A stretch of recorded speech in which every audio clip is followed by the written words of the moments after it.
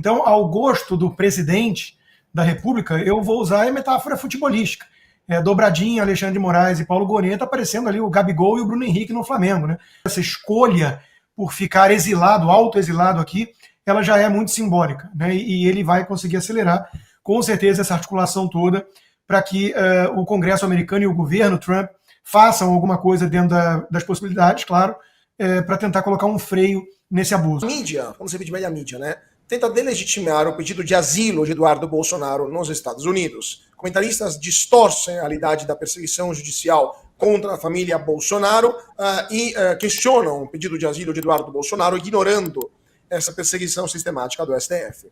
O argumento de que não existe ditadura contradiz com ações recentes do judiciário contra opositores políticos. Comentaristas falsamente afirmam que em ditaduras não há manifestações, ignorando que até mesmo no regime de 64, citado por eles, ou por exemplo na Venezuela de Maduro, existem protestos. A perseguição seletiva fica evidente quando mesmo ministros que ameaçavam deputados arquivam esses processos horas após o anúncio do pedido de asilo. Vamos ouvir mais uma vez a Globo News e depois Dr. Marcília. O Eduardo Bolsonaro diz que está fugindo de uma ditadura e da tirania.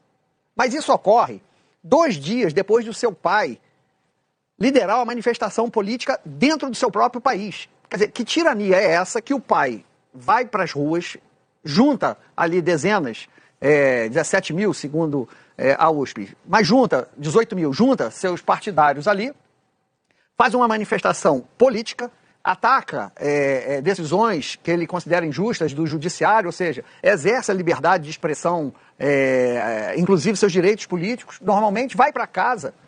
Que ditadura e tirania é essa? Na ditadura e na tirania, outro dado, na ditadura e na tirania, parlamentares têm o mandato cassado, suspenso, era isso que o ato institucional da ditadura de 64, os atos institucionais faziam, caçavam o mandato, não era o parlamentar que se licenciava. Numa ditadura, numa tirania, o ditador caça mandatos parlamentares. E, por fim, tem que decidir, ou ele entrava numa comissão, ou ele é um perseguido numa tirania. Como é que numa tirania, numa ditadura, o parlamentar é cotado para aspira a ser presidente da comissão de relações exteriores, ou seja, não bate o conceito de ditadura e tirania para a realidade da família Bolsonaro.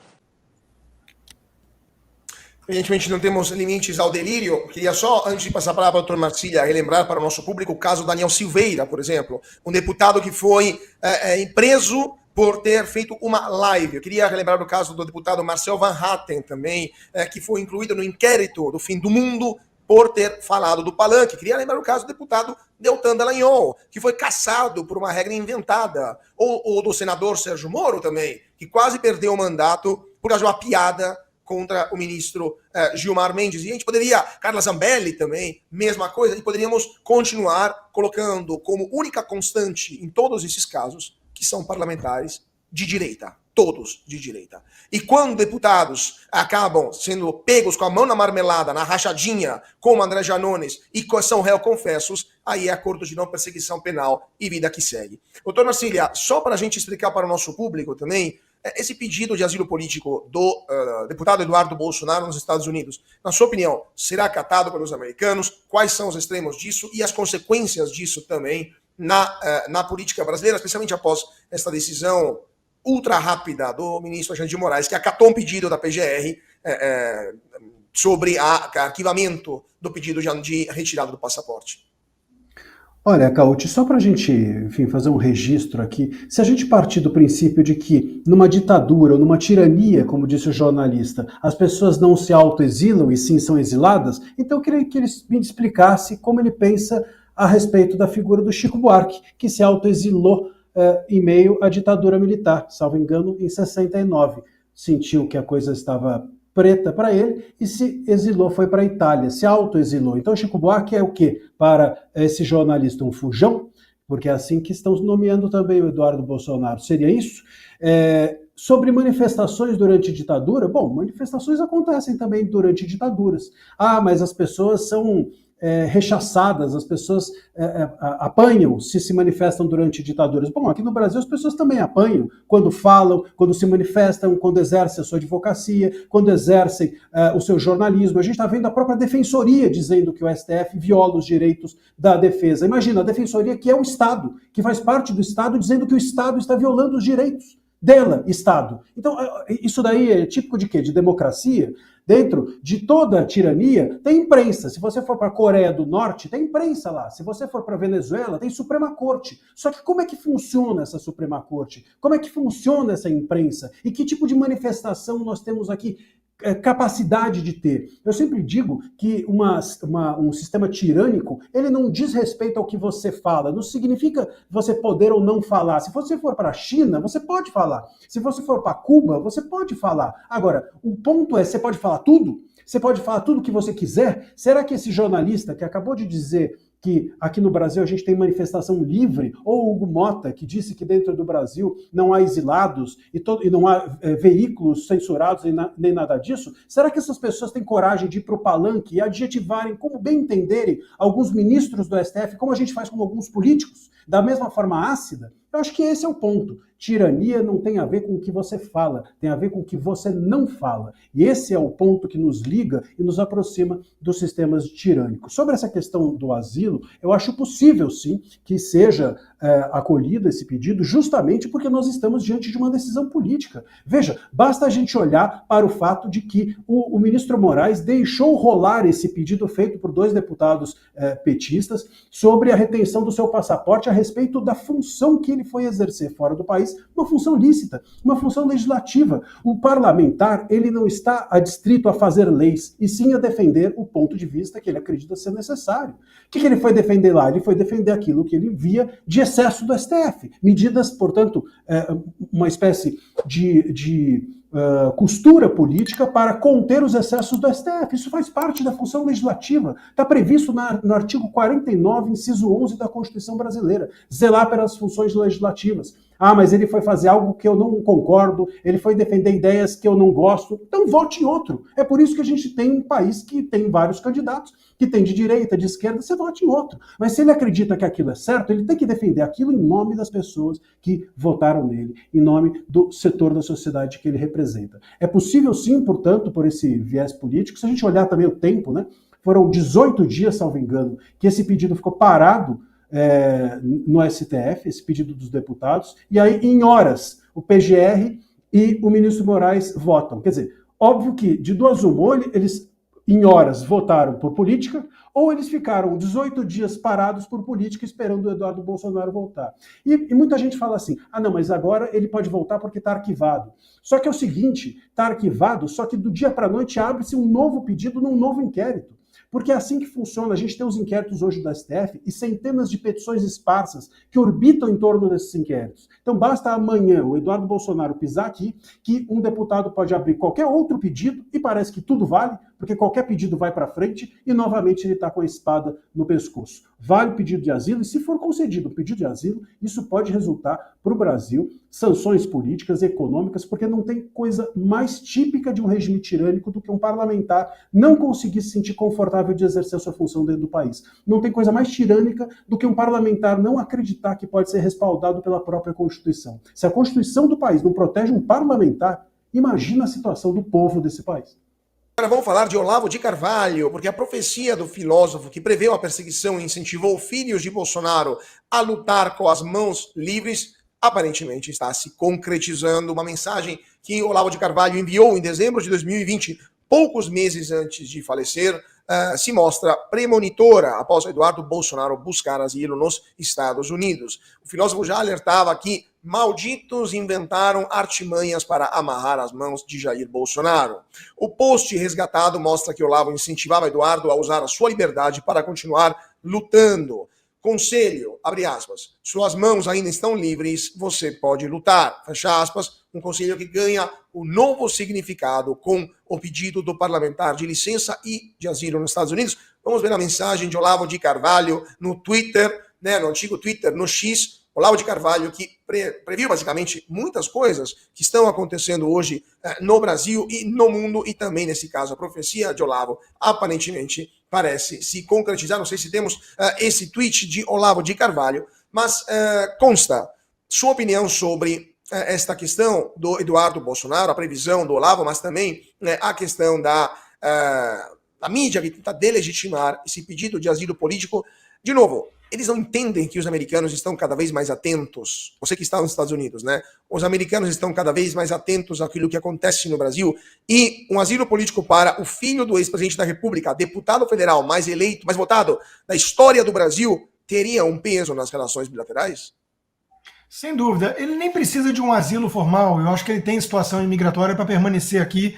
E essa permanência dele aqui, essa escolha por ficar exilado, autoexilado aqui, ela já é muito simbólica, né? E ele vai conseguir acelerar, com certeza, essa articulação toda para que o Congresso americano e o governo Trump façam alguma coisa dentro das possibilidades, claro, para tentar colocar um freio nesse abuso. O professor André Marsiglia deu ótimos exemplos, comparando inclusive com os autoexilados lá do regime militar, o Chico Buarque, entre outros, né? Para o nosso petista da Globo News, Otávio Guedes, isso seria prova de que não há uma ditadura no Brasil naquela época. E o curioso é essa história de que você pode falar ou protestar, né? O segredo é perguntar o que você não pode falar. Eu vejo um bando de machão de rede social que ataca o Lula e o Bolsonaro, mas eles não abrem a boca para falar do Alexandre de Moraes. Aí é fácil ser isentão assim, né? É exatamente o tirano do Brasil no momento. O que o Eduardo vai experimentar agora, e já dá para perceber hoje isso, né, quando você toma a decisão, é uma libertação muito grande que eu sinto há muito tempo, né, que o Lacombe passou a sentir quando veio mais recentemente, e outros. Né, você está realmente protegido, e aí você pode falar o que você pensa da forma que for, porque você está blindado. Né. Quando o Marcília deu esse exemplo do que você pode dizer e não pode dizer, eu lembrei imediatamente de uma piada que o Ronald Reagan contava, e ele era ótimo piadista, ainda mais com piadas sobre o regime soviético, que ele diz, sujeito americano encontra o russo, estão conversando e fala assim, mas é muito melhor viver no meu país, é muito mais livre que o seu. Aí não, quer ver, eu posso ir na Casa Branca, bater na mesa do presidente e falar, senhor presidente, o senhor é uma aberração, o senhor é isso e aquilo. Aí diz que o russo olhou para mim e falou, agora, eu também posso fazer o mesmo? Você pode fazer isso? Posso ir na Casa Branca, bater na mesa do seu presidente e dizer que o senhor é isso e aquilo.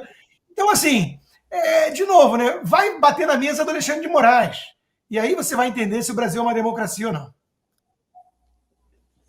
Agora sim, temos de volta o Darcio conosco. Darcio, então vou te perguntar também sobre essa questão do Eduardo Bolsonaro. Você que é um membro do Legislativo, né, aqui no Brasil, eleito vereador, e com certeza que será eleito para outros cargos muito em breve. O que você acha desse pedido do Eduardo Bolsonaro? Qual é o efeito político disso em Brasília e no Brasil todo, e as consequências também para outros deputados ou membros do Legislativo que estão na linha de tiro do STF? Pode ter aberto, inclusive, o caminho de outros que estão ameaçados e que eu mesmo já aconselhei fazer a mesma coisa. Olha, para o bem ou para o mal, lutar de fora é sempre a coisa mais inteligente. Vamos lembrar que o Olavo de Carvalho fez isso, Rodrigo Constantino fez isso há muito tempo, e olha, vou dizer uma coisa para vocês. Dessa bancada aqui tem muita gente inteligente, mas um cara que saiu do Brasil quando a Dilma ganhou, esse se antecipou de uma maneira impressionante. Eu achava que era um certo exagero, não, mas ele tinha toda a razão. E para o mal também, no caso, por exemplo, dos revolucionários, né? Vamos lembrar que Lenin estava exilado, o Khomeini, a Revolução do Irã não teria existido se não fosse o Khomeini exilado na França. Portanto, vamos chamar de mudanças ou de lutas, elas só são possíveis quando aqueles que pensam têm a possibilidade de estar protegidos por algum regime, né, que garanta essa proteção. Nesse caso, para aqueles que defendem a verdade, o melhor regime é a democracia. E hoje, o Brasil, os Estados Unidos representam uma unidade federativa, ou melhor, né, várias unidades federativas que garantem essa liberdade. Então, o Eduardo está mais do que certo, mais do que correto. Obviamente, muitas narrativas surgirão, mas é curioso, porque a esquerda também sempre fez isso, e vamos esperar as reações aí que virão e virão, né, com um trabalho de articulação feito por Eduardo Bolsonaro. Eu mandei aí o tweet do nosso mestre Olavo de Carvalho para o nosso Cláudio Franco, que ele fala sobre essa história de que tem que morar no Brasil. Pois bem, e ele mostra aí que vários outros, né, moraram no exterior por longos períodos, como Joaquim Nabuco, Oliveira Lima, Gilberto Freire, Sérgio Buarque de Holanda, Guerreiro Ramos, José Honório Rodrigues, e não sei mais quantos. Pois é, agora temos Alan dos Santos, Rodrigo Constantino, né, Eduardo Bolsonaro, Lacombe, e encerro contando para vocês uma inconfidência aqui, que nem sei se deveria, mas um dia eu estava no aeroporto, Lacombe me liga e fala, por meio do Manuel Caso, e fala: como é que foi lá? Você foi na Polícia Federal depor por conta de crime contra a honra, por conta do Flávio Dino? Eu falei: fui, mas foi tudo tranquilo, fica tranquilo. Ele falou: não vou ficar tranquilo. Eu só entrei em delegacia em 35 anos de profissão para fazer reportagem. É humilhante eu ter que entrar numa delegacia na condição de acusado de crime que eu não cometi. E agora ele está num país livre, então parabéns, Lacombe, por ter tomado essa decisão também. Pois é, né? E depois o Hugo Mota vem falar que não temos exilados e temos plena liberdade de expressão no Brasil. Ele rejeitou pedidos da defesa e manteve Alexandre de Moraes no caso dos núcleos, chamados núcleos golpistas. A PGR reiterou as denúncias contra 6 acusados no núcleo 2 do suposto plano de golpe de Estado. Paulo Gonet rejeitou todos os pedidos das defesas, incluindo a exclusão de Alexandre de Moraes do caso. Felipe Martins, Silvinei Vasquez e 4 outros denunciados podem virar réus se o STF acatar esse pedido. O julgamento do chamado Núcleo 1, que inclui o ex-presidente Jair Bolsonaro, está marcado para o dia 25, daqui 6 dias, e o Núcleo 3 para o dia 8 de abril. Vou iniciar então com a Fabi Barroso, depois palavras para o André Marcília. A Fabi que acabou de sair, então agora a Fabi está conosco. A Fabi sim está conosco. Fabi, sua opinião sobre esta rejeição por parte do PGR e a manutenção de Alexandre de Moraes, que, lembramos, além de ser juiz, é também acusador e é também vítima, ou suposta vítima, daquilo que aconteceu no 8 de janeiro. Olha, até fica difícil a gente achar mais argumentos para falar a respeito, mas como não existe uma autocontenção, uma avaliação, nem por parte da Procuradoria-Geral da República, nem por parte dos ministros, muito menos da mídia militante, muito menos de quem insiste no caos do Brasil ao invés do que é o correto, o justo, o ético e moral, né, a gente vai ter que continuar, então, batendo.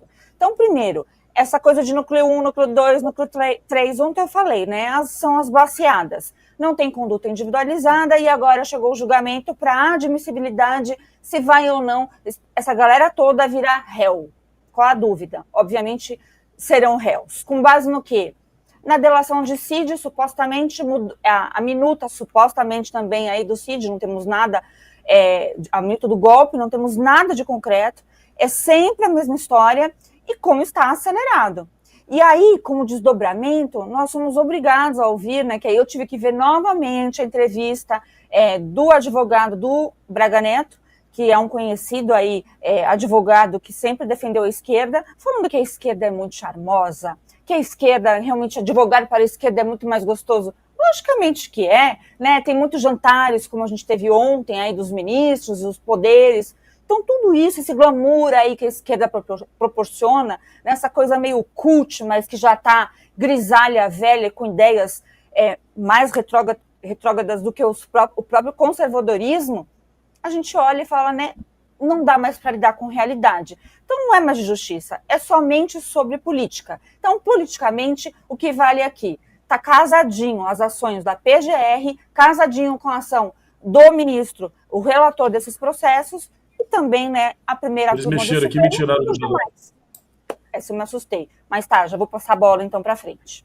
Doutor Marcília, também sua avaliação sobre essa negativa do Paulo Gonet. Assim, doutor Marcília, do ponto de vista jurídico, um processo desse, se apresentado a uma corte internacional, a Corte Interamericana de Direitos Humanos, ou que seja, ou também se fosse apresentado para um congresso de um país terceiro, como por exemplo o Congresso americano, com qual linha de defesa poderia se tentar manter uma parvência de legitimidade para um processo como esse? No que eles estão se baseando para atuar dessa forma tão arbitrária até mesmo na escolha dos juízes? Perderam a vergonha? Perderam a noção ou ambas as coisas? Fontes da minha cabeça, essa é a grande... Hoje em dia a Constituição foi substituída por isso, fontes da minha cabeça. Não tem nada que respalde isso. Você falou que o ministro Moraes, ele é vítima e também o julgador. É mais que isso, ele é vítima, supostamente, ele é o julgador e é também o investigador. Vamos lembrar que esse caso foi todo ele investigado dentro do STF, tendo o inquérito tramitando dentro da corte, com o ministro Moraes à frente. Então ele foi o investigador, ele foi a Polícia Federal fez um trabalho também, mas ele, enfim, foi o investigador, ele foi a suposta vítima e agora também é o julgador. E a gente está diante de outros ministros que também são completamente incompetentes do ponto de vista jurídico, né, para o caso. O Dino, o Zanin e outros mais que estão ali não poderiam estar à frente desse caso. Aliás, esse caso não deveria, vamos sempre lembrar, sequer estar no STF. Não devia estar na primeira turma, porque isso devia estar no plenário, porque se vão julgar os réus do dia 8 no plenário, se julgaram, iniciaram julgando, tem que julgar também os denunciados, que supostamente são os mandantes do ato do dia 8, no plenário. Mas se não vai julgar no plenário, tem que julgar na primeira instância. O que a primeira turma tem a ver com isso? Aí julga na primeira turma e um desses juízes é o investigador, vítima e o julgador. O outro foi o líder da resistência aos atos do dia 8, que é o Dino, ministro da Justiça, e o outro, o Zanin, que era advogado do Lula. Quer dizer, como é que pode lidar com essa situação? Agora o Gonê está à frente desse referendar que esses ministros, que Moraes e todos eles estejam à frente. O próprio colegiado vai referendando também que esses ministros possam ser julgados, mas isso é apenas pro forma. Na verdade, o próprio ministro Barroso lá atrás já tinha referendado isso monocraticamente e agora tem um jogo ali formal apenas, para que adiante não se possa suscitar alguma nulidade, dizendo que apenas a decisão monocrática do Barroso estava sustentando o julgamento desses ministros supostamente sob suspeição ou impedimento. É algo pro forma. A gente sabe hoje, sabe ontem, sabe sempre que esses eram os ministros que iam julgar, que esse caso está na primeira turma para que haja uma concentração de ministros que pensam igual a respeito disso. Se isso fosse para o plenário, seria perigoso para eles, porque demoraria mais tempo, seriam mais ministros. Alguns ministros que falam pouco, às vezes sequer falam, e quando falam também não falam no plenário, falam nos cultos, poderiam eventualmente sair da toca e dizer aquilo que poderia ser inconveniente. Então a gente sabe, está ali na primeira turma e está com esses ministros para que haja rapidez, concentração e que esses denunciados virem logo condenados e sejam extirpados do tabuleiro político de 26. Rodrigo Constantino, a sua avaliação sobre esta decisão do Gonê e o que sobra desse processo farsa, de fato, que já tem, como o doutor Marcília disse, uma sentença quase já escrita, né? Já sabemos qual será o desfecho, e do ponto de vista jurídico, se é indefensável, como que eles o defenderão do ponto de vista político aos olhos da opinião pública brasileira? Pois é muito pouco a acrescentar depois de dois especialistas em direito darem as opiniões jurídicas, e veja que ela tem que transbordar para a política, é inevitável, porque não estamos no campo do direito. Então, ao gosto do presidente da República, eu vou usar a metáfora futebolística. Dobradinha, Alexandre de Moraes e Paulo Goneta, aparecendo ali o Gabigol e o Bruno Henrique no Flamengo, né? Para ficar pelo menos em casa no meu time. Eles tocam a bola, que é uma maravilha, né? Tudo bem que eles estão lutando contra o time de várzea, né? Então não tem defesa, não tem o que fazer a defesa, até porque o juiz veste a camisa do time deles, no caso. Né? Aliás, o juiz é ele, é o Alexandre, camisa 10, dono da bola, do campo, né? E manda cartão vermelho para quem ousar tentar tirar a bola dele. Então tudo isso é uma palhaçada, né? É uma grande piada de mau gosto. E politicamente você pergunta como é que eles vão defender. Eles não precisam convencer ninguém que tenha um mínimo de honestidade e QI acima de 50. O que eles precisam é manter o verniz de legitimidade, né? Com essa narrativa que emissoras de TV ajudam a tentar enfiar a goela abaixo do povo, né, de que eles estão salvando a democracia, de que houve de fato uma tentativa de golpe e blá blá blá, e aí eles vão acionando todos aqueles que são de alguma forma cúmplices ou têm rabo preso, né? Vamos lembrar que sempre comunistas, golpistas, eles se baseiam numa trinca, né, de opções ali, num tripé, né, que é a chantagem, o compromate, né, os dossiês, aquelas coisas que tem coisa contra alguém, tentar cooptar, né, comprar a pessoa, não sei o quê, ou intimidar. Falar, se não vai ser chantageado, não vai ser comprado, vai pegar um aviãozinho e cair, né? Então, muita gente cede. É uma pressão grande, digamos assim, não é fácil resistir. Então, jantares acontecem entre esse pessoal aí, e logo depois sai narrativa já, né, de presidente da Câmara, falando que não tem um preso político no Brasil, um exilado, né? Ainda estou aqui, Hugo Mota, e tantos outros, né? O Ricardo Noblat, tadinho, do lado da imprensa, piada pronta, né? Porque vai dizer que não tem nenhum jornalista sob censura, ninguém exilado. Eu dei uma réplica no comentário dele, né?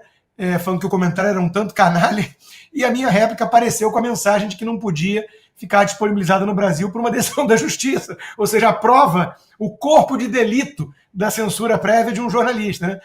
Então, digamos assim, não tem como sustentar isso. Por isso que eles impedem que vá a plenário, por isso que eles não aceitam mais sustentação oral de advogado de defesa, porque eles precisam manter isso tudo cada vez mais restrito numa bolha, porque eles sabem que é só uma narrativa farsesca, basta uma agulhazinha para estourar esse balão.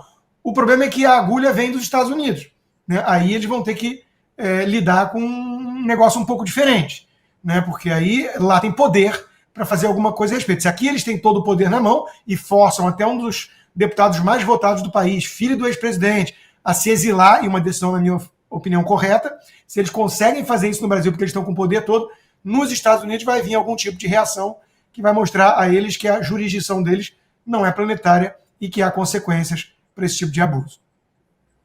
O Supremo Tribunal Federal decidiu que juízes podem julgar casos em que eles são vítimas. A corte formou maioria contra o afastamento de Moraes, de Dino e de Zanin, no caso do ex-presidente Jair Bolsonaro. O Supremo, então, formou a maioria, rejeitou os pedidos de impedimento de Moraes, Dino e Zanin, no caso da suposta trama golpista. Segundo o presidente Barroso, os fatos apresentados pelas defesas não se enquadrariam nas hipóteses do Código de Processo Penal. A Corte também decidiu manter o julgamento na primeira turma, rejeitando a análise pelo plenário completo, e os ministros simplesmente vão depositar votos no sistema sem debates ou argumentação pública. Doutor Marcília, vamos lá. Primeiro, além do escândalo de ter o ex-advogado do PT e do Lula pessoal na turma que vai julgar o seu maior adversário político, além de ter o escândalo de ter o ex-ministro da Justiça, o Flávio Dino, também na turma, e vai julgar o maior adversário político do Lula, ele foi ministro do Lula, além de ter o Alexandre de Moraes, que o senhor já disse, réu, vítima, juiz, investigador, tudo, né, é o todo-poderoso. Temos agora a primeira turma que sequer vai debater sobre esse assunto. A pergunta que lhe faço será que teremos algum voto dissidente de algum ministro que vai entender a vergonha que é tudo isso e vai querer limpar a sua ficha frente à história? Ou o Supremo vai votar em bloco por espírito corporativo e aí não teremos nem mais quem vai salvar a honra dessa instituição? Pois é, eu até tive um comentário precoce, né, na minha primeira intervenção e já avancei até um pouco nessa questão. Mas eu acho que vale a gente abordar esse ponto, sobre cada um desses ministros e a postura deles. A gente precisa entender que esses ministros estão apenas ali referendando o que o Barroso tinha feito em fevereiro. Em fevereiro, o ministro Barroso deu uma decisão monocrática dizendo que os ministros estavam confortáveis, né? Eles estão confortáveis, então, maravilha, eles podem julgar. Como se o conforto devesse ser deles. A gente é que tem que ficar confortável. O problema não é se o Dino, é se o Zanin e se o Moraes estão confortáveis em julgar um caso de que eles são vítima, de que eles são envolvidos ou de que eles têm algum tipo de interesse na causa porque participaram dos fatos. Não é interesse porque são do mal, é interesse porque eles participaram efetivamente dos fatos que estão ali narrados pela denúncia da PGR. Quando você está envolvido, você tem, mesmo que intimamente, mesmo que imperceptivelmente, interesse no resultado daquilo. Eles estão confortáveis, mas e eu? E nós? E todos os demais? Será que estamos? Esse é o ponto. Nós não estamos confortáveis. Estamos confortáveis de ter uma turma com 5 juízes e 3 deles sob suspeição ou possibilidade de serem afastados? Mas a única coisa que está aqui na mesa é eles referendarem o que o Barroso já tinha feito em fevereiro monocraticamente. E eu acredito que todos eles vão bater palma para isso, porque a gente precisa entender que o STF não é de esquerda, não é de direita, o STF é do STF. O STF ele tem uma sede de manutenção dentro do espectro de poder que ele criou ao sair da garrafa em 2019 e parar de fazer o julgamento da Constituição e passar a atuar politicamente com o início dos inquéritos das fake news. Esse poder pelo poder agora vai pegando a rabeira de quem exerce o executivo, de quem, enfim, exerce o establishment, né, do país. Mas eles ali eles têm o que o legislativo não é capaz de ter, que é um sentimento de corpo, pensar na instituição como um todo e seguir adiante sem se importar muito com as ideologias de cada um. Pois é, sem se importar também com a legalidade e até com a aparência, né, de legalidade que deveria ser, né, doutor? Isso aí a gente não tem eu nem falo, esse eu nem falo. Você precisa assistir o melhor canal de notícias do Brasil. O programa que fala de tudo, que deixa você informado sobre tudo o que acontece no Brasil e no mundo. Ao vivo, todos os dias, no YouTube. Clique aqui e se inscreva.